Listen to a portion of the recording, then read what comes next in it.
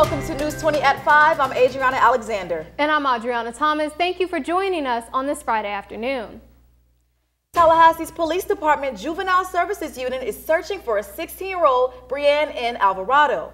Alvarado is approximately 5'4", 112 pounds with brown eyes and black hair. She was last seen wearing a white t-shirt with Rugrats written on the back with blue capri jeans with holes in them.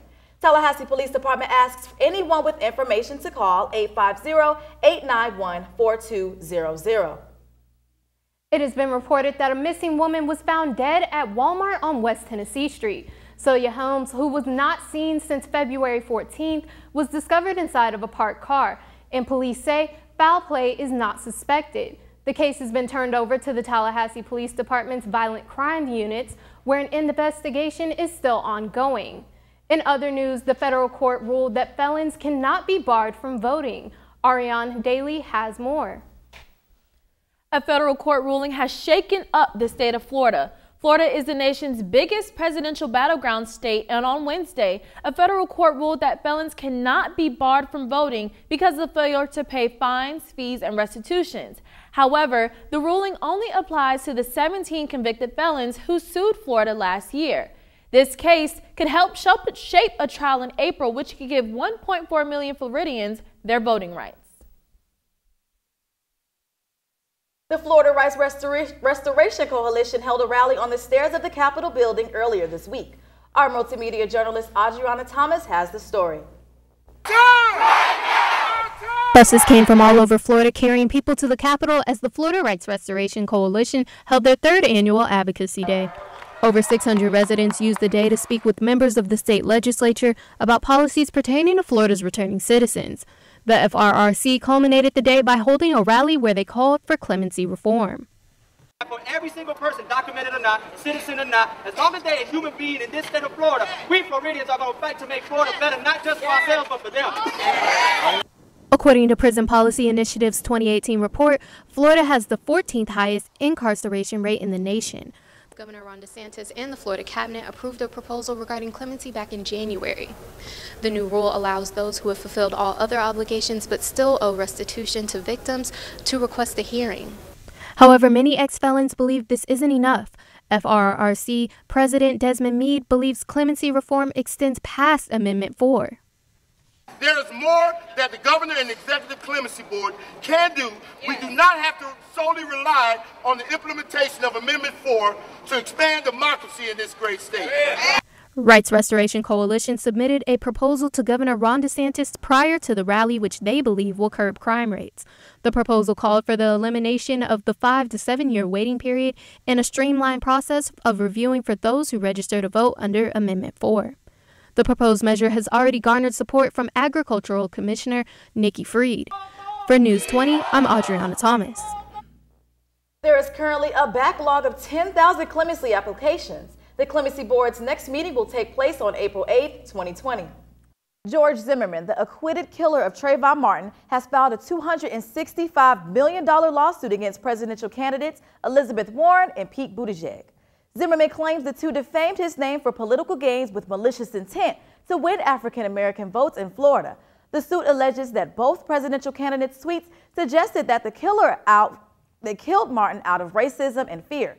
The campaigns haven't issued any responses. The coronavirus outbreak continues to take lives. After showing symptoms, 2 Japanese passengers, both in their 80s, passed after being removed from the Diamond Princess last week.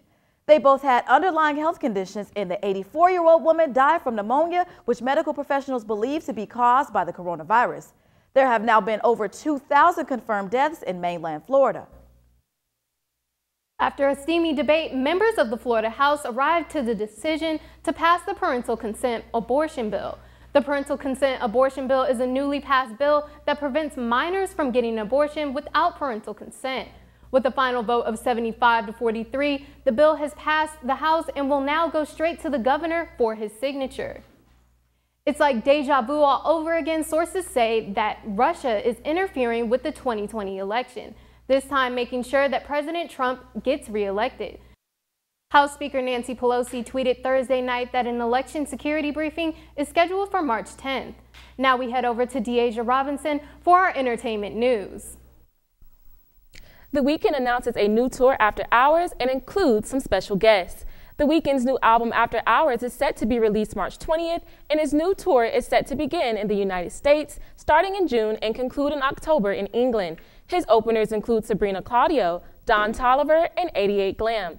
The album has a bloody visual theme and goes with the theme of his single titled After Hours, which was released this week. The tour kicks off June 11th in Vancouver. Years after her death, Whitney Houston is going on tour.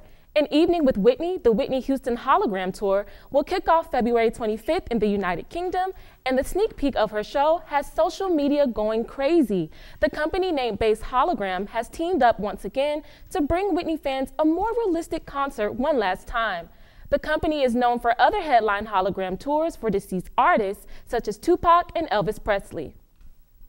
With The Call of the Wild making its way into theaters today, Harrison Ford is one of the many stars in this movie. This movie on the big screen will stem from the book that was titled the same name and originally published in 1903. The movie will focus on a big-hearted dog whose life gets turned upside down when he is uprooted from his California home and placed in an exotic forest in the Alaskan Yukon in the 1819s. For entertainment news, I'm Deasia Robinson. Back to you ladies at the desk. Welcome back. I'm Kalisha Moore. Saturday's temperatures have a high of 61 and a low of 35. Sunday coming in partly cloudy, a little bit warmer, high of 67 and a low of 49. Good afternoon. I'm Olden Slafortune. Welcome back to FAMU News 20 Sports. Rickard High School boys basketball team kicked off their Region 1 state tournament against the West Side Wolverines. It was a one-sided game as the Raiders attacked both sides of the ball to keep their opponent only to 44 points. The Raiders had a strong presence on the offensive side as they racked up 80 points. Senior guard Zachary White led the team with 17 points. Veteran coach Eli Bryant talks how being disciplined in practice will continue to help them win games. It carries on into here. You have to practice is just what practice is. Practice is getting ready for the next game. We had good scouting report, saw them on film, and fortunately we were healthy. We just got after it. They came out. The Raiders will now travel to Fort Walton Beach to take on Chattahoochee in the state tournament. Now going over to FAMU DRS, the 7th-seeded Rattlers defeated 2nd seed St. John Paul in the regional quarterfinals by a score of 79-61. The Rattlers had 5 players scoring double digits for the game, including junior Devin Times, dropping a team-high 17 points on the night. With this win, the Rattlers' next game will come against 3rd seed Jacksonville University Christian on February 25th. It seems as though Tallahassee Community College might have the ball bouncing in their court after defeating Pensacola State on Wednesday night. The Eagles of TCC hosted the Pensacola State in a Panhandle Conference matchup where they defeated the Pirates by a score of 73-65.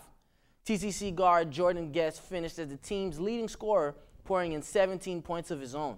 With this win, TCC claimed their first conference championship since 2001. A Florida State spokesperson announced this week that cornerback A.J. Lighton is no longer with the program. Lighton signed with FSU in 2018 and appeared in 12 games during his sophomore season. Lighton was removed from the program, and it is unclear for the reason why. During his sophomore campaign, he recorded 14 tackles, 1 tackle for loss, and a forced fumble.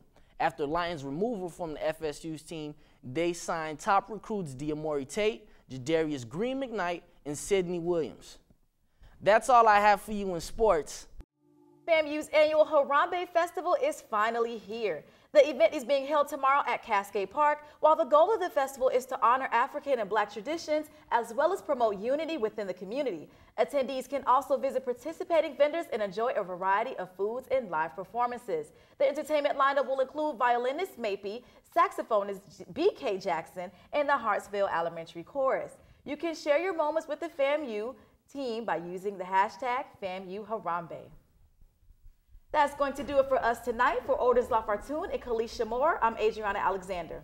And I'm Adriana Thomas. Thank you for tuning in and have a good evening.